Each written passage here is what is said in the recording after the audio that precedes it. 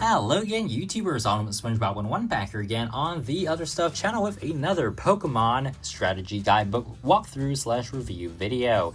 In this one, we will be looking at the Pokemon Scarlet and Violet Paldea region strategy guidebook that is exclusive to Japan. Unfortunately, they no longer publish guidebooks in English, which kind of does make sense since a lot of the data you will actually need or want to look for is available readily on the internet. So, we have this book here. This was released back in December, early December, and is a little bit older than the Pokedex book, which we reviewed in the previous video. If you want to check that out, I'll leave a link to it in the description box below. That one was basically the Pokedex. This book just came out earlier this month, February. I'm recording this February 10th. So yeah, in this video, we're going to go through this. I'm going to remove the sleeve and let's begin. What the sleeve looks like on the inside, you have a advertisement for the older guidebooks as well, even up till Sun and Moon. So that's interesting. Now, the book proper has this more grayscale style cover. So yeah, without further ado, I'm going to quickly go to the back here. This is where you will find the code, the mystery gift code for 100 potions that is redeemable from 16th of December 2022 till January 31st of 2025. In order to get a code out, you actually have to cut through this. So yeah, that's something you might want to note regarding the mystery gift code. Okay, so now, like in the Pokedex video, I'm going to go through page by page. It is in Japanese. I don't read Japanese, so I can only briefly describe what I think I'm seeing.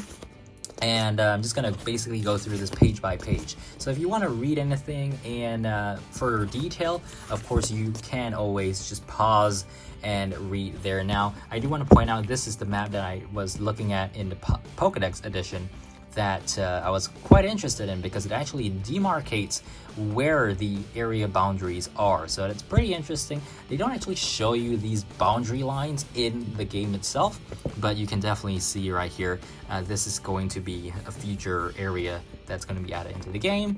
And yeah, very, very interesting. Okay, so moving on. So that was the first segment. And now we have an introduction to the 3 different storylines, I believe, with all the badges, or there are 18 of them in total. This is a quick walkthrough of all the things you're going to be doing in the game. And then, recommended route as well. So yeah, looks pretty helpful. You know, if they had made an English version of this, I think it would be selling pretty well. Pokemon Scarlet and Violet are the fastest selling Nintendo Switch games, I think, ever so far. So, you know, they could have definitely capitalized on that. I guess they just didn't want to have to go through the trouble of publishing a English version because in most cases, I think the Japanese version was published earlier than the English version, so they might have just adapted the Japanese versions, but I'm not sure why they just decided to stop it after Sword and Shield base game. So we had a look at the gym leaders there, and then now we come to Pokemon themselves. So I'm not sure what these are talking about. I guess moves, items, leveling them up. Yeah, a lot of different special evolutions and gender differences. I don't know, shiny versions as well. There's actually a part about shiny versions, so that's pretty interesting. They only recently started focusing a little bit more on shinies.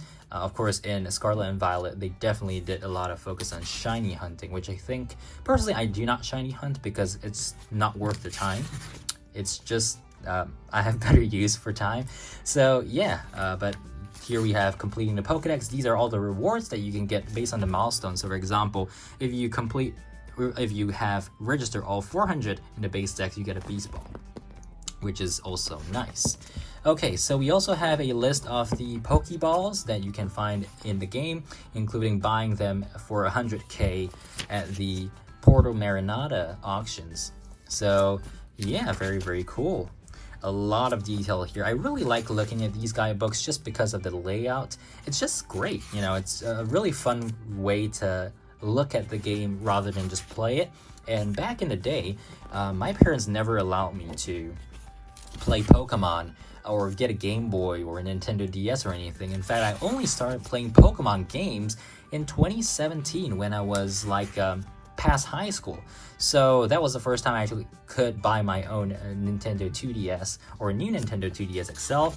And then from then on, I've been playing Pokemon games whenever I wanted to. right? So these are all the marks that you can find in the game, which are really cool. Marks were first introduced in Sword and Shield, and they are here in this game as well. So we do have a look at the legendaries, the Treasures of Ruin. These are all the locations of the stakes. This was kind of given a segment in the Pokédex book as well. If you are interested in that whole book, but I went through the entire book, all 700. How many pages was there?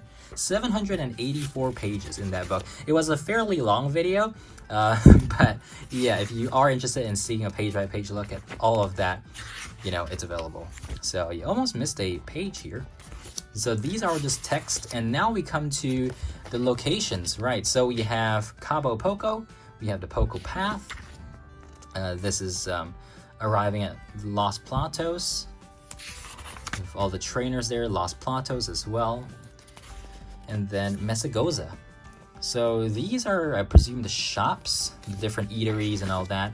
We have all the different shops here as well. Very cool. Now, unfortunately, in Scarlet and Violet, you can't actually go into buildings that much. Like, all of them have very generic designs. In fact, basically, if you go into most shops, it's just a menu that comes up. You don't see like the interior of the shop anymore, like you did in previous games. And obviously, they had to find something to cut in order to meet the deadline.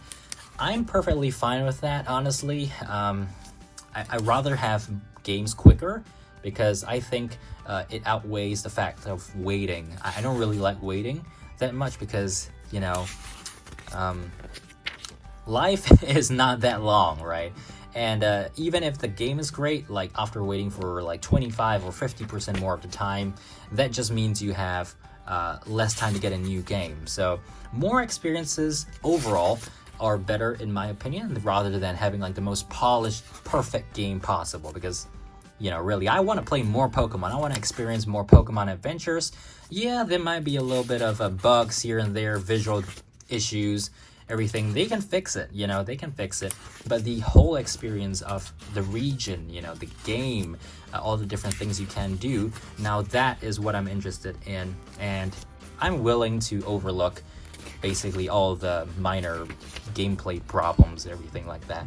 One thing I do want to say about Scarlet and Violet is I really don't like how they changed the level scaling. And specifically in previous games, what you could do is have a native Pokemon from your own game be leveled up to 100 by another user. So you could trade it to someone else who has like all the candies, and then you could trade it back to you, and you could sweep the game like that. And I really enjoy playing the game like that. I like going through the game super duper fast, not in the form of a speed run. I just like playing the game with my level 100 Pokemon right out of the gate, right? So they removed that ability to do that in this game, which is really strange because how many people actually do that? I'm pretty sure I'm in the minority of people who actually want to do that, like sweep the game with a level 100 Pokemon that I caught myself.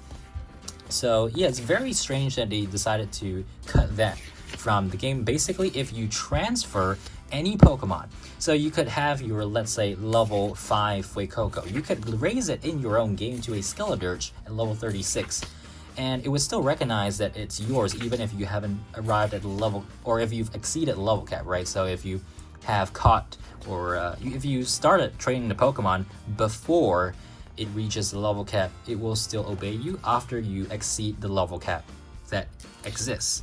However, if you trade it away, now the game literally resets it to deem it as if it was from elsewhere, as if you caught it at that higher level of 100 when you trade it back, which means that the level caps will apply to that Pokemon that you started raising at level 5 but just traded away to your other save file, for example, and then trade it back. It won't treat it as if it started at level 5 anymore. So it's really strange how they were so nitpicky to do that. I'm not sure why.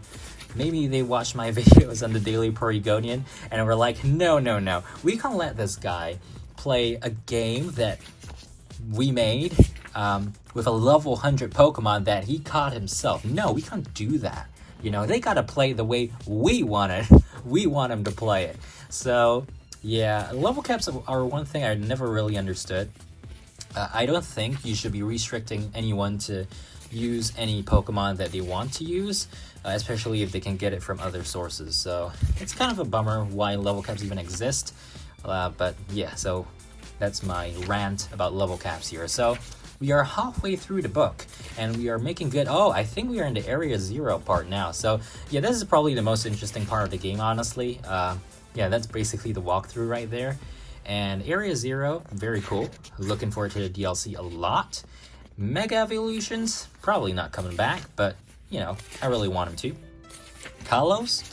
Oh man, that's my favorite region. So if you don't know me and my, like, appreciation of Kalos, Kalos is basically my favorite region of all time. One reason is because I kind of started getting into Pokemon a little bit more back in 2013 during the Kalos region. I think the Kalos region was extremely well designed, and of course the villains weren't that epic in the games, but in the anime, wow. Of course Zygarde was amazing as well. These are the Titans, by the way. We've got Orthworm, Great Tusk, Iron Treads, Nandozo, and Tatsugiri. And then we go on to the Team Star part. Alright, so back to my now speech on Kalos. So Kalos and Gen 6 in general, I think, was the time where I really got interested in Pokemon for the first time. Like, before that, I was only kind of interested in the cards because I liked opening them. Ooh, look at this. This is about the 6-star Terra Raids. And yeah, so they talk about the Terra Raids here and about Jock, the shield. So this is a guide basically for Terra Raids, which is pretty helpful if I could read Japanese. There's also a list of all the rewards that you could possibly get out of different level Terra Raids.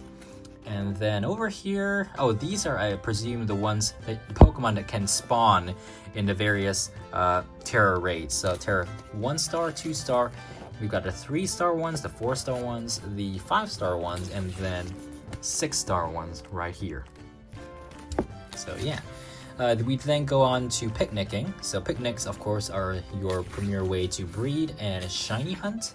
None of which I do because I just don't have the time. I do have the time if I wanted to, but I don't want to because I don't think the return on investment and spending your time shiny hunting and breeding, no way. It's just not worth it. So yeah, got a whole bunch of sandwich recipes here, which would be useful if I could read it, but no. Okay, so now we come to a little bit more about the mechanics. So first off, we've got poses and your profile photo. We've got a guide on how to use the Poke Portal, so that's the link trade. We've got, what is this? Oh, version exclusive Pokemon. So this one is exclusive to Scarlet and exclusive to Violet. And now, of course, it says you could battle online and all that. Ranked battles is currently in season 2, I believe. I don't play ranked either. The only like online experience that I actually play for Pokemon is Pokemon Unite. So let me know in the comments, do you play Pokemon Unite? I find Pokemon Unite a really, really fun game.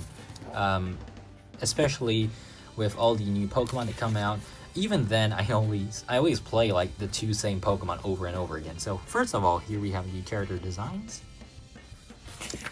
Yeah, and then we have character customization, which is very strange because you can only customize like everything except your top and bottom, which is such a strange thing. Hopefully they do change that in the DLC and we don't have to wear a school uniform. Go back to Kalos, man. Just have fashion like Kalos. So yeah, what was I talking about? Oh, we have all the Rotom phone cases here as well. I think Rotom phone cases are some of the cooler customization options, just because of all the different designs. And these 4, you require the save data on your Switch for the Let's Go, Sword and Shield, BDSP, and Arceus games. So, what was I talking about? Maybe if I look back at the... Oh yeah, Pokemon Unite, right? I was talking about Pokemon Unite. So, the 2 main games, or 2 main Pokemon, excuse me, that I play, these are the 10 Wonders of Paldea.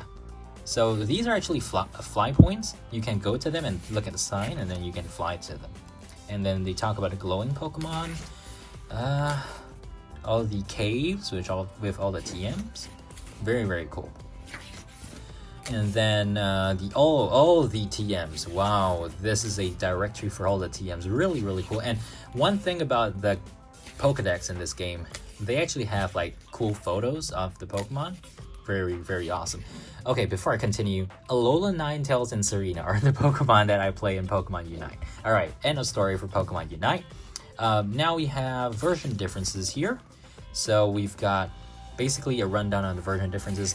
This is kind of useful if you wanted to see what the game was like before you start playing. And that's actually one thing I did back before 2017. Before I could even play the games, I would watch playthroughs of them, and I would actually just go buy the guidebook, because the guidebook would be like playing the game but not getting to play the game. So you get to see everything that happens in the game without having to play it, which, I mean, if you have done that before, let me know. It's actually a pretty fun way to go through the content of the game. Okay, so now we come to concept art, and we have the main characters: Nemona, Arvin, we've got Penny, we've got Clavel, Sada, and Turo, Hassel. Oh man, he's annoyed. And look at him, he's painting an Applin. That's pretty cool. Okay, we've got Katie. Oh, so these are the gym leaders here. I think they go through all of them. Iono. Yep. All of them. Larry. Tulip and Grusha. Okay, and wait, what is this? Oh, okay, never mind. Then we come to the Pokemon. So there are 400 in the base Paldea Dex, excluding transfers. So these are basically telling you where you can get them, or like how you can get them. And they tell some of them, they tell, yo, level up to this level. So yeah, and this is basically a checklist. So once you get them, you can tick them off, which is really helpful. This was something they did in the English strategy guides back in the day as well. I remember in Sun and Moon, Ultra Sun, Ultra Moon, and Sword and Shield. So yeah, basically this is just a list of all the Pokemon in there. Kind of helpful if you need a hard copy to keep track, but for me, I have tons of save files, so it's not feasible to have like a tons of these books to, you know, check anyways, because the game does check in for you, tells you what you've caught already. Okay, so now we have the move list, which is completely just text, so I'm going to quickly speed through this. I don't think you guys actually want to see this because there are no graphics, right? So we are looking for graphics here, in case you haven't noticed that's actually what I'm focusing on. We've also got the shop. What is this? Oh, no, these are the TMs. So these tell you what ingredients you need and how much they cost in terms of league points. So those are those. I'm going to quickly skip through that. This is abilities, I think. They look like abilities. So yeah, again, abilities, we're going to skip through that. Now, this I really do not know what it is. Items. Yeah, so items, they do have the icons with all the prices as well. Okay, so you've got all the items here, basically pretty standard with any other guide. Oh, the Terra Shards are listed here. You can't buy them, but yeah. And the key items, very few key items in my opinion for the base game. The berries. And then, what is this? I really don't know. Is it special abilities? I'm not sure. These ones, food. Oh, okay, so these are food. Teriyaki. Yeah, so it's food items that you can get, the sandwiches and all that. And what is this now? No clue. Probably some other consumable items. We've got the type matchup chart here, as well as how to use the guidebook. How useful. Oh, actually no, this is an advertisement for the this book, the one I mentioned earlier. So again, this book, I already have a video for that. Make sure you go check it out if you are interested. So it basically tells you like how the book is laid out. It's basically an advertisement, right? Okay, we have the credits page. Very cool book, published in December 2022. This is again the code with the code leaflet, which you need to kind of open, and that's the end of the book. So yeah, very cool book. In terms of whether you should buy it, I think it's a good collectible, but in terms of like the information, you really don't need the book for the information. You can easily get these just by searching on Google. You can literally type it in Google and you will get the answer. So if you're a Pokemon fan and you want to collect strategy guidebooks like this, or the Pokedex strategy guide like this, well, pick it up like I did. If not, well, I've showed you everything in the books, so you know what's inside. And yeah, basically, if you want to see it again, you can just rewatch the video.